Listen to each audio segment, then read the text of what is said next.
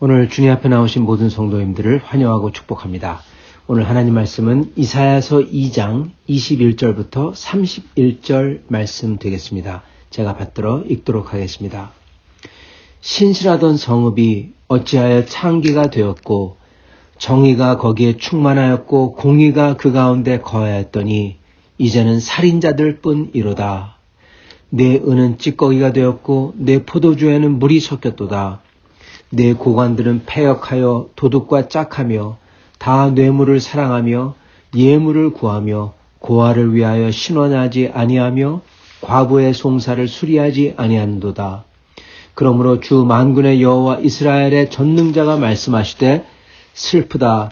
내가 장차 내 대적에게 보응하여 내 마음을 편하게 하겠고 내 원수에게 보복하리라. 내가 또 내 손을 네게 돌려 내 찌꺼기를 잿물로 씻듯이 녹여 청결하게 하며 내 혼잡을 다 제하여 버리고 내가 내 재판관들을 처음과 같이 내 모사들을 본래와 같이 회복할 것이라.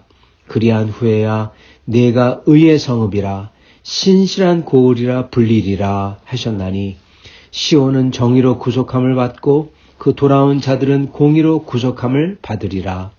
그러나 패역한 자와 죄인은 함께 패망하고 여호와를 버린 자도 멸망할 것이라.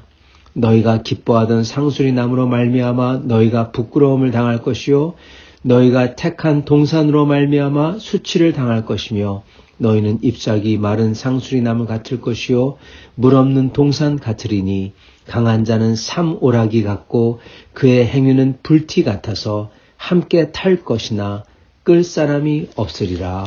아멘. 네, 오늘 말씀 유다의 죄와 회개와 그리고 구원의 약속이라는 제목입니다. 오늘 말씀은 계속해서 유다의 죄에 대해서 말씀하시고 계십니다. 이 이사야서 1장은 이사야서 전체를 대표하는 장으로서 유다가 지금 어떠한 모습인지 이 한 장에서 단적으로 보여주고 계시고 그리고 또한 그거에 대한 하나님의 경고와 그리고 하나님의 약속, 특히 유다가 할 수 없는 그 구원의 약속, 죄가 다 씻겨지고 그들이 잘못한 게 다 청산되는 그러한 약속을 해주십니다. 그리고 그것을 어떻게 할지 보여주시는 게 이제 이사야서 전체에서 다 펼쳐나가죠. 그리고 그렇게 하시는 방법은 바로 그들이 전혀 생각지도 못했던, 알지 못했던 구세주를 보내시는 것이었습니다.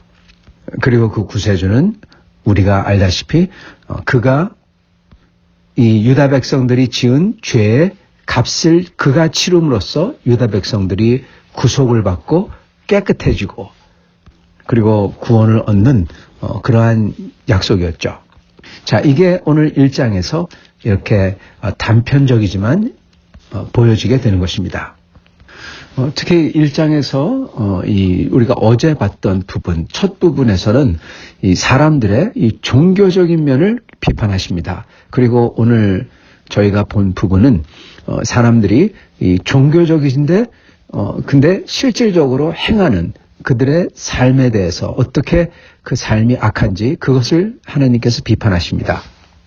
그래서 어제는 그 첫 머리에서 이사야서 첫 머리에서는 이스라엘 백성들이 첫 번째 전체적으로 하나님을 버렸다. 이게 하나님의 주된 이스라엘을 향한 하나님의 평가였죠. 심판이자. 그리고 그거는 나귀도 소도 집 주인을 알고 집을 아는데 이스라엘 백성은 자기 주인을 모른다. 즉 우상을 따라갔다는 겁니다. 그리고 하나님의 법도 자기 집 하나님의 법도를 완전히 무시하고 자기 좋을 대로 나갔다는 겁니다. 집을 나갔다는 거죠. 그러시면서 하나님께서는 특히 이스라엘 사람들이 했던 이 성회와 아울러 악을 행하는 것, 그것을 내가 견디지 못하겠노라 그러셨죠. 이 악만 행하면 뭐 그것도 안 좋지만, 근데 성회와 아울러 악을 행하는 것, 이 이스라엘 백성이 아주 종교적이면서 그런데 하나님을 버리고 악행을 하는 것에 대해서 하나님께서 심판하십니다. 그러시면서 특히 그 성회, 종교적인 면을 하나님께서 아주 맹렬하게 말씀을 하시죠. 그거는 이 하나님께서 어떻게 표현하시냐면 너희의 무수한 재물이 내게 무엇이 유익하뇨. 예. 재물을 막 가져오는데 그게 대체 뭘 위한 건지 생각해 보라는 겁니다. 사람들은 예전도 그렇고 지금도 그렇고 특히 그러니까 안 믿는 사람들은요, 이 공물을 즉 공양을 갖다 바치려고 합니다. 그러면서 어떻게 보면 자기의 정성을 보인다라고도 할 수 있지만은 하나님 앞에 쉽게 뇌물인 겁니다. 뭘 주고 정성을 보인다고 하고 성의를 보인다고 하고 또는 이게 종교 의식이기 때문에 그걸 하고. 근데 하나님께서 그거 보고 뭐라고 하시냐면은 이게 내게 무슨 소용이냐. 예. 이거 나를 위한 게 아니다. 원래는 이 소리입니다. 원래 이 제사는 하나님을 위한 게 아닙니다. 여러분, 제사는 누굴 위한 겁니까? 우리를 위한 겁니다. 우리가 하나님 앞에 죄가 있기 때문에 죄인으로서 나갈 수가 없기 때문에, 그리고 하나님 앞에 나가는 순간 저희가 그 신명기와 그리고 출애굽기에서 봤듯이 그 불같은 하나님, 그분 앞에 소멸될 수밖에 없는 존재이기 때문에 저희는 저희 대신에 짐승의 피를, 내 목숨 대신에 짐승의 목숨을, 짐승이 대신 죽는 겁니다. 예수님이 나중에 대신 우리를 위해서 죽으시죠. 똑같습니다. 그 원칙이 여기서 적용이 되는 거예요. 그래서 우리 대신에 목숨을 앗아가는 겁니다. 짐승의 목숨을. 근데 그거는 일시적인 것밖에 안 되죠. 그래서 영원한 대속, 즉 우리의 죄를 앗아갈, 씻을 그러한 제물인 예수 그리스도께서 오신 거고요. 자, 그래서 이 제물은 하나님을 위한 게 아니라 사실 우리를 위한 건데, 사람들이 제물을 바치고 제물을 또 가져오고 그러면서 악행을 하고, 그러면서 마치 이 제물을 뇌물처럼 생각하는 겁니다. 하나님에게. 그리고 악행을 한 것을 이 제물을 바침으로써 괜찮게 됐다라고 생각하는 겁니다. 예전에 우리 한국교회에서도 사람들이 이 생활을 할 때, 삶을 살면서 별 안 좋은 것을 다 하면서 이 사기와 횡령과 그런 것까지 다 하면서, 근데 그 사람들이 교회에서 집 사고 장로고 그런 사람들이에요. 그래서 교회는 11조를 꼬박꼬박 내고, 그러는 겁니다. 이거하고 똑같습니다. 악행을 하면서 그렇게 횡령과 그리고 이렇게 이 도둑질을 하면서 하나님 앞에 나와서는 제사는 꼬박꼬박 지내요. 제사를 지내면 자기의 죄가 없어지는 줄 생각해요. 하나님에게 뇌물을 바쳤다고 생각해요. 여러분, 그런 거 아니라는 겁니다. 하나님께서 하신 말씀이 이게 내게 무슨 유익이뇨. 너희의 무수한 재물이 내게 무슨 유익이뇨. 그렇게 말씀하시죠. 그러시면서 나는 피를 기뻐하지 아니하노라. 피를 기뻐하지 아니하노라. 하나님께서는 피를 기뻐하지 아니하시는 분입니다. 사실은. 신기하죠. 사람들은 하나님에게 피를 바쳐야 된다고 생각하는데 그게 아니에요. 하나님은 흡혈귀나 피를 보고 좋아하는 분이 아닙니다. 오히려 평화를 좋아하시는 분이죠. 근데 왜 피를 바치라고 하냐? 왜냐하면 우리 목숨을 앗아가는 것보다 낫기 때문에 그렇습니다. 그래서 하나님이 차악을 택하시는 것입니다. 왜냐? 우리 목숨을 살려주려고. 우리 목숨을 위해서, 우리 목숨을 살려주려고 하나님께서는 하나님이 좋아하지 아니하시는 피를, 짐승의 피를 흘리도록 하셨던 것입니다. 근데 사람들은 하나님이 피를 좋아하는 것처럼 생각하는데 그거 아니라는 거죠. 그러면서 사람들이 이 성회, 무슨 절기며 이렇게 종교적인 거, 요즘에도 교회에서, 저희 교회는 아니지만은 교회에서 무슨 절기며 뭐 한다며 무슨 뭐 색깔을 하고 뭘 하고 예식을 한다고 하고, 여러분 그런 종교적인 행위, 하나님께서는 그거 아무짝에 쓸모없다는 겁니다. 저희가 하나님 앞에서 온전치 않고 저희 멋대로 행동하고 하나님 앞에서 악행을 하고 그리고 사람들을 속이고 그러면은 그거 아무짝에도 소용없다는 겁니다. 하나님 원래 그런 거 원하는 게 아니라는 거예요. 그거는 뭘 위해서다? 우리를 위해서라는 겁니다. 원래 처음서부터. 우리가 죄인이기 때문에 그것을 우리의 목숨을 살려주기 위해서 하나님께서 하신 게 그러한 제사와 절기와 우리가 기억하도록 하기 위해서 안식일과 우리가 하나님 앞에 나오도록 하기 위해서 우리를 위해서 다 절기도 만드셨고 안식일도 만드셨고 제사도 만들어서 주신 겁니다. 제사를 지내므로 우리의 죄가 씻겨나가고 안식일을 지킴으로써 하나님 앞에 적어도 한 번 나오도록 하고. 여러분 예배 안 나오잖아요, 사람들이.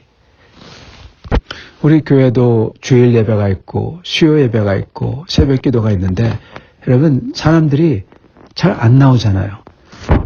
적어도 한 번, 안식일이라도 한 번 지키도록 반드시 만들어야 놓으면은 할 수 없이 나오는 겁니다. 우리를 위해서 만들어 주신 겁니다. 절기를 지킴으로써 하나님의 사랑을, 우리를 향한 하나님의 은혜를 기억하도록. 다 우리를 위해서. 우리가 이게 있어야만 하나님 앞에 나올 수 있기 때문에 하신 거지, 하나님이 이걸 즐기기 때문에 한 게 아닌 겁니다. 근데 마치 사람들은 이거를 하면은 하나님께 자기가 뭘 해주는 것이냐 생각하고 착각하는 겁니다. 하나님이 그딴 종교 필요도 없다. 차라리 그 문을 닫아버려라. 그러시는 거예요. 그래서 종교에 대해서 신랄하게 하나님께서 심판을 하시는 것입니다. 오늘은 그렇게 종교면을 비판하셨다면 오늘은 사람들이 행하는 그 삶에 대해서, 그 사회에 대해서 비판하십니다. 우리는 오늘 말씀을 그냥 쓱 지나가면서 그냥 어떻게 보면은 이거에 대해서 별 느낌이 없이 지나갈 수도 있습니다. 근데 여러분, 이 처음 들었다고 생각하면, 이 말씀을 정말 누가 내게 와서 이걸 내게 말해줬다고 하면, 누가 여러분에게 오셔서 여러분을 비판하면서 얘기했다고 하면 정신이 퍼뜩 들 거예요. 말 한마디 한마디가 이게 정말 심상치 않은 말이거든요. 보세요. 이렇게 말씀하십니다. 신실했던 성읍이 어찌하여 창기가 되었는고. 예. 신실했던 성읍, 그 예루살렘, 그 성읍에 사람들이 다 신실했대요. 성실하고 하나님에게 대해서 충성되고 그랬었던 성읍인데 잠깐 눈을 뗐다가 다시 보니까 한 1년, 2년 후에, 10년 후에 또는 하나님께서는 보실 때 100년 후에, 몇백 년 후에 딱 보시니까 이게 뻔뻔한 창기가 되었다는 겁니다. 신실했던 사람들, 충성됐던 사람들, 이런 사람들은 온데간데 없고 충성이 아닌 자기 몸을 팔고 그냥 뭐 좋은 거 있다면 거기 가서 들러붙고 그러한 사람들로 다 변했다는 거예요. 그래서 어찌하여, 아니 어떻게 해서 이렇게 됐냐, 그 소리입니다. 하나님께서 한탄하시는 거예요. 아니 어떻게 해서 그렇게 신실하고 충성되고 충의스럽던 그 모든 사람들이 가득했던 그 성읍이, 아름다운 도시가, 그 나라가 어느 순간 이렇게 충의가 아닌 변덕스럽고 뻔뻔스럽고 기회주의자고 이런 사람들로 가득 찼냐, 우상을 쫓고. 하나님이 한탄하시는 겁니다. 여러분, 그러한 사회가 됐다는 겁니다. 성도 여러분, 하나님의 교회를 지금 얘기하고 계시는 겁니다. 왜냐하면은 이스라엘, 유다, 그 나라 자체가 하나님의 교회거든요. 성도 여러분, 교회도 그렇게 충성스럽고 하나님에게 대해서 오직 성경, 오직 예수, 오직 믿음, 오직 은혜, 그러던 사람들이 어느 순간 뻔뻔스러워지고 기회주의자가 되고 성경 말씀대로 따라가지 아니하고, 성경은 그렇게 말했지만 근데 그러면서 자기 멋대로 하고, 성경은 분명히 사도 바울 서신에 분명히 이렇게 해라 저렇게 해라 가르쳐 주셨는데 그건 다 무시하고, 심지어 소돔과 고모라 죄를 짓는 사람들을 심지어 목회자로 세우고. 여러분, 신실했던 성읍이, 신실했던 그 교회가 어떻게 해서 이렇게 뻔뻔스럽고 하나님의 의와 정반하는 사람들이, 그러한 교회가, 그러한 성읍이 되었는고, 하나님이 한탄하시는 겁니다. 여러분, 교회가 그렇게 되는 것도 순식간이라는 것입니다. 우리도 그렇기 때문에 정말 이것을 조심해서 들어야 되는 겁니다. 왜냐하면 사람들 변하거든요. 신기하게도 사람들은요, 자기의 완고함과 고집스러운 면은 하나도 안 변하지만 참 그거는 충성돼요. 죄에는 충성돼요.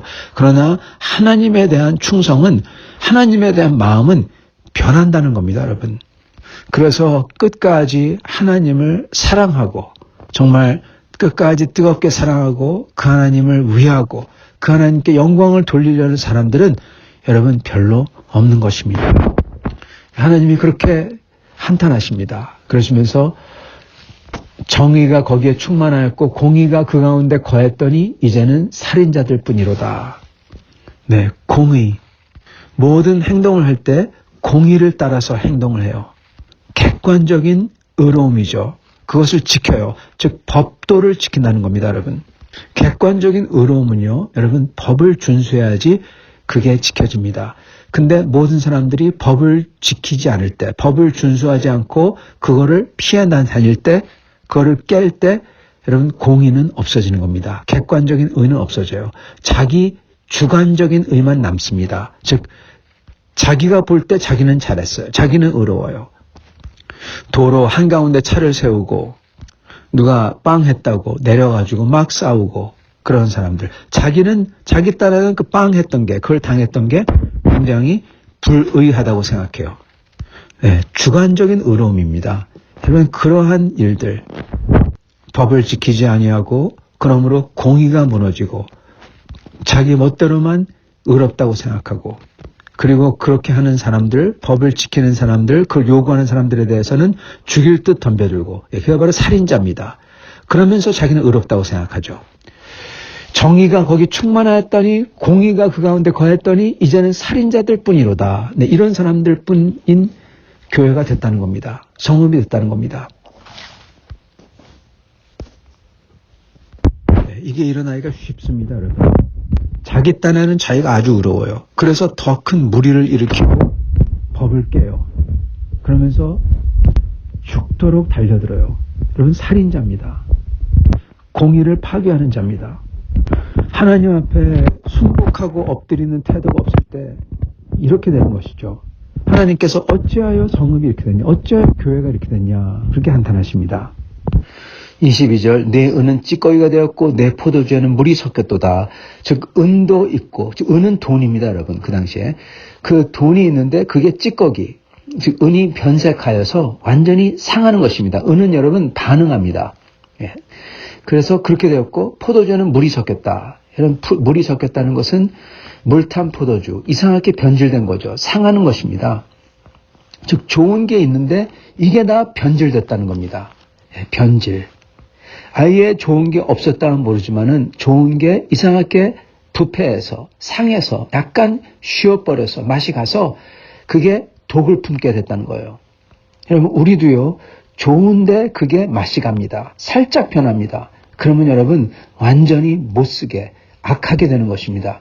이 세상에 여러분 처음부터 100% 악한 사람은 없어요. 이 세상 다 좋은 사람이라고 하잖아요. 자기 딴에는 다 좋아요. 자기 생각에는 자기가 다 좋다고 생각한다는 것입니다. 심지어 연쇄 살인마 그런 사람들도 뭐라고 합니까? 이 세상의 불공평과 부자들을 없애기 위해서 우리가 일어섰다. 뭐 이런 소리 합니다. 마치 자기들이 피해자인 양. 그러면서 자기네들의 서러움은 모른다고. 아주 사악한 사람들입니다. 왜 그렇게 되느냐? 상했기 때문에 그렇습니다. 좋은 게 있는데 그게 상해버렸어요. 여러분 하나님의 말씀과 하나님의 법도를, 하나님을 사랑하는 마음, 이거를 끝까지 지키지 아니하면, 그래서 하나님을 정말 사랑하고 하나님의 법도를 따른다면 여러분 일어나야 되는 게 있어요. 해야 되는 게 있어요. 그건 다름 아니라 하나님의 법도를 내 위에 둬야 되고, 그 말은 하나님의 법도를 지켜 하나님을 사랑한다면 꼭 일어나야 되는 거, 해야 되는 게 뭐냐면 바로 내 주장이 죽어야 되는 것입니다. 그게 하나님 법도가 있기 때문에 그게 한풀 꺾여야 돼요. 내려가야 돼요. 네. 하나님 주장 밑에 내 주장이 있어야 돼요. 여러분 그게 일어나야 됩니다. 그래야 하나님을 끝까지 사랑할 수 있고 하나님을 순종할 수 있고 상하고 쉬어버리지 않습니다. 왜요? 하나님의 법도가 내 위에 있기 때문에 내 법도, 내 생각, 아까 말씀드렸던 그 연쇄살인마가 생각하는 자기들은 피해자라고, 불공평한 사회에서 의인으로서 부자들을 없앴다고 뭐 이런 소리를 갖다가 안 하려면 그 자기들의 피해자, 불공평한 사회 이딴 것을 밑으로 내리고 하나님의 법도인 살인하지 말라, 미워하지 말라, 원수를 사랑하라, 그리고 하나님을 믿고 의지하고 온 힘을 다해 따르라. 여러분 그것이 먼저 위에 있어야 됩니다. 뭐 피해자는 그런 소리 하지 않고 그걸 먼저 생각할 때 하나님 앞에 신실하게 따라야 되니까 노력하고 그리고 원수를 사랑하려고 하고 그리고 그런 사람들이 있다고 하더라도 하나님을 쫓아가는 것입니다. 그래서 하나님의 법도가 내 위에 있어야만 그로 내 주장이 내 고집이 반드시 꺾여야만 그 사람은 쉬어버리지 않습니다. 상하지 않습니다. 그러나 하나님의 법도를 위에 두지 아니하고 자기의 주관적 의로움을 위에 둘 때 반드시 그 사람은 쉬어버리고 상해버리고 그리고 악인이 되어버리는 것입니다. 그래서 신실하던 성읍이 어찌하여 창기가 되었고 정의가 공의가 거했더니 이제는 살인자들 뿐이로다. 그렇게 되어버리는 것입니다. 그래서 첫째는 하나님의 법도를 위에 둬야 되고 내 생각과 고집과 내 욕망을 그 하나님의 법도 밑에 또는 하나님의 법도를 보면서 그 생각과 욕망과 고집을 쳐서 부셔야 되는 것입니다. 하나님의 법도를 열심히 지킬 때 저희의 욕망과 고집과 이런 게 저절로 부서져요. 그리고 특히 두 번째는 하나님께서 강조하시는 건데 바로 도적질하는 마음입니다.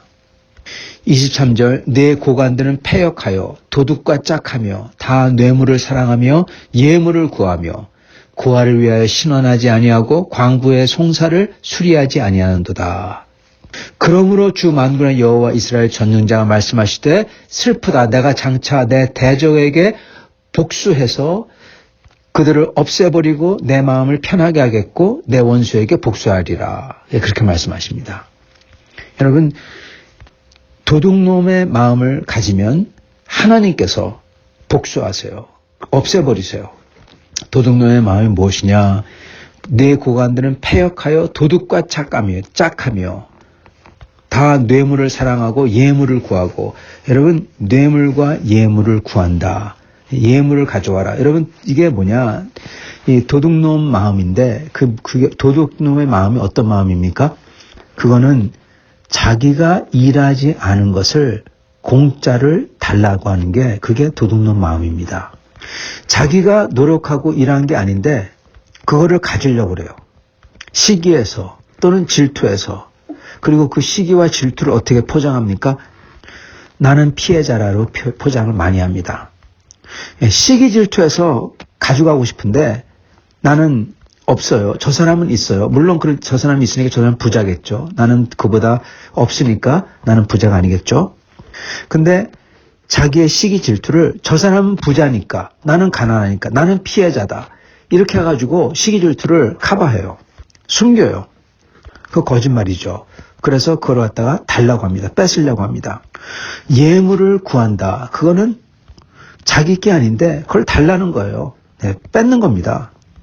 성도 여러분, 내게 아닌 것을 내가 노력해가지고 내가 벌은 거 이게 아닌 것을 가지고자 할 때 그 사회는 썩습니다. 내가 이래서 당연히 받아야 될 게 아닌 것을 가지고자 할 때 특히 공무원들이 여기 보면 고관들은 그랬을 때 즉 나라의 법도나 질서나 나라의 행정 즉 나라가 돌아가는데 필요한 것을 집행하는 사람들이 집행해주는 대가로 이득을 달라고 자기가 받으면 안 되는 거죠. 근데 그거 갖다가 원하는 거죠. 지금 도적질의 마음이죠. 그랬을 때 다른 사람들이 그렇게 하면 되니까 뭘 해주니까 그걸 해주기 시작하면은 서로 간에 그렇게 도둑놈의 마음을 가지고 서로가 나도 이걸 해주지 않으면 안 줘. 이렇게 돼서 나라 전체가 다 썩게 됩니다. 도둑놈의 마음을 가진 사람들이 되는 것입니다. 그런데 여기서 보면은 23절 내 고관들은 패역하여 고관 가장 높은 사람들이 재상부터 시작해서 나라의 행정과 나라의 모든 돌아가는 것을 하는 사람들이 할 때마다 그런 것을 갖기를 도둑질을 하려고 하니 그 밑에 있는 사람들 전부 다 서로 도둑질을 하는 것입니다. 그럴 때 진짜 피해자들이 나옵니다. 여러분 진짜 피해자가 누굽니까? 고아와 과부라는 것이에요. 즉 뺏으려고 하더라도 뺏길 게 없는 사람들, 억울한 사람들, 이들은 오히려 완전히 무시된다는 겁니다. 그래서 고아를 위해서 신원하지 아니하고 과부의 송사를 수리하지 않는다. 과부의 송사를 아예 받질 않아요. 과부가 소송을 걸면 받질 않아요. 여러분, 과부가 왜 소송을 걸겠습니까? 고아가 왜 신원하겠습니까? 이유는 간단합니다. 그 당시 고아와 과부가 소송 거는 이유는 간단해요. 거지 하나밖에 없습니다.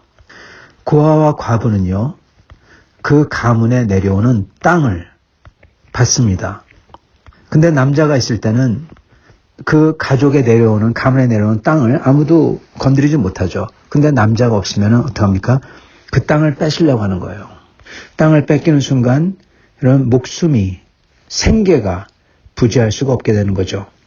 그래서 소송을 하고 신원을 하고 송사를 하는 건데, 근데 그거를 안 받아주는 겁니다. 처음부터. 왜 안 받아줍니까? 결탁했거든요. 그걸 뺏는 사람하고 결탁해서 이미 그 사람이 뇌물을 줬기 때문에, 그리고 그 땅을 뺏어서 같이 나눠 먹기로 했기 때문에 안 받아주는 겁니다. 그게 바로 내 고관들은 패역하여 도둑과 짝하며, 바로 이 뜻입니다. 그런 다음에 고아와 과부 송사가 바로 나오잖아요. 그 당시에 고아와 과부가 했던 송사는 거의 다 바로 그 가문에 내려오는 땅에 대해서 그걸 뺏거나 뺏기려고 하거나 그러기 때문에, 그것 때문에 보통 송사를 하는데, 그거가 나오고, 그 다음에 그 전에 바로 전에 고관들이 도둑과 짝한다. 그래서 그 두 개를 연결하면 바로 그겁니다. 얼마나 황당합니까? 악인이 와서 이걸 뺏으려고 해가지고 어떤 이유를 대면서, 그래서 그거를 나라에 가서 그거를 신원하고 송사를 걸었는데, 그래서 재판장이 그걸 잘 처리해 줄 줄 알았는데, 알고 보니까 그 사람이 도둑놈이에요. 그 사람하고 같이 그 땅을 나눠 먹기로 했어요. 여러분, 이거는 완전히 하늘이 무너지는 거죠. 절망적인 겁니다. 그리고 정말로 사악한 겁니다. 하나님이 제일 싫어하고 미워하시는 거예요. 고아와 과부의 땅을 뺏고. 여러분, 이게 어떻게 해서 생겨나냐? 여러분, 공짜를 바라는 마음에서 여기까지 간다는 겁니다. 우리가 공짜를 바라며, 우리가 내가 이래서 버린 게 아니라, 내가 마땅히 받아야 될 게 아니라 욕심을 내고 고집을 피우며 또는 시기하며 그 욕심과 시기를 따라서 행동할 때, 하나님의 법을 다 무시하고 그걸 따를 때 우리도 이러한 사람들이 된다는 것입니다. 주님은 우리가 이것을 돌이켜 회개하기를 원하세요. 하나님께서 어느 날, 마지막 날 가서, 또는 그 전에 하나님께서 심판을 하시면서 약속을 하시는데, 구원의 약속을 하십니다. 어떻게 하느냐? 하나님께서는 내 찌꺼기를 씻어 녹여 청결하게 하고 혼잣물을 다 제해버리고 내 재판관들을 처음과 같이 본래와 같이 회복할 거다. 그래서 네가 의의 성읍이라 신실한 고을이라 불리리라. 그렇게 구원의 약속을 하십니다. 우리가 할 수 없는 것을 하나님께서 해주시겠다는 거예요. 근데 여러분, 그 방법이요, 마술이 아닙니다. 그냥 눈을 떠보면은 한순간에 다 그렇게 나빴던 사람들이 다 좋게 변해 있고 그런 게 아니라는 겁니다. 뭐라고 하십니까? 여러분, 그렇게 원래대로 재판관들을 원래대로 돌려놓는다. 즉 신실하고 의롭게 만들어 놓는다. 그게 무슨 뜻이냐? 그 악했던 사람들이 변하는 게 아니라, 여러분, 악했던 사람들 어떻게 됩니까? 24절, 슬프다 내가 장차 내 대적에게 보응하여 복수해서 그들을 없애서 내 마음이 편하게 되겠고 내 원수에게 복수하리라. 28절, 그러나 패역한 자와 죄인은 함께 패망하고 여호와를 버린 자도 멸망할 것이라. 즉 하나님께서는 온전하게 돌이키시는데 그러한 사람들은 다 없애버리겠다는 겁니다. 그리고 누가 이렇게 온전하게 되어 새롭게 처음과 같이 되느냐? 그건 바로 돌이키는 사람들입니다. 27절, 시온은 공의로 구속함을 받고 공의로 구원을 받고 그 돌아온 자라는 게 뭐냐면요, 회개한 자라는 뜻입니다. 돌이키다. 그래서 돌이켜서 회개한 자들은 공의로 구원을 받으리라. 아멘. 여러분, 이겁니다.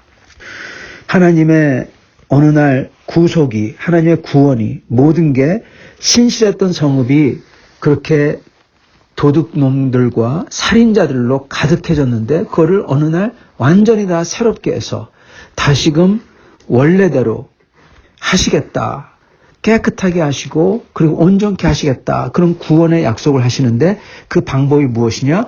그 나쁜 사람들을 다 없애버리고 여러분, 그리고 회개하는 사람들, 돌이키는 사람들을 하나님께서 공의롭게 만드시고 온전하게 만드셔서 구원하실 거라는 겁니다, 여러분. 회개하지 않는데 그들의 행동을 버리고 돌이키지 않는데 온전하게 되고 구속을 받는 사람이 없는 것입니다. 다 망하는 거예요, 그러면요. 그런 사람들은. 그래서 우리는 돌이켜야 되고 회개해야 됩니다. 여러분, 그 회개와 돌이키는 거에 가장 중요한 게 뭐다?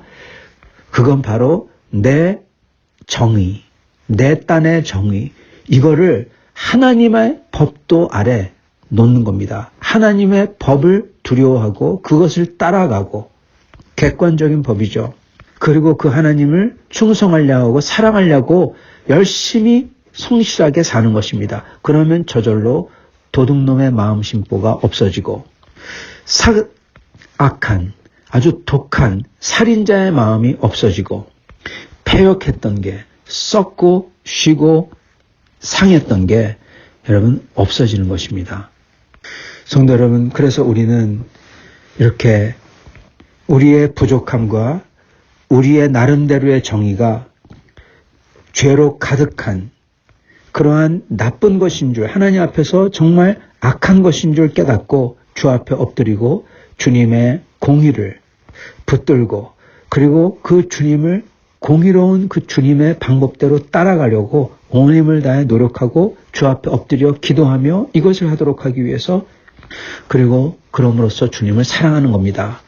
그럴 때 그 사람은 주님을 사랑하기에 주님이 원하시는 예배를 기뻐하며 주 앞에 나오고 안식일을 힘써 거룩히 지키는 거죠.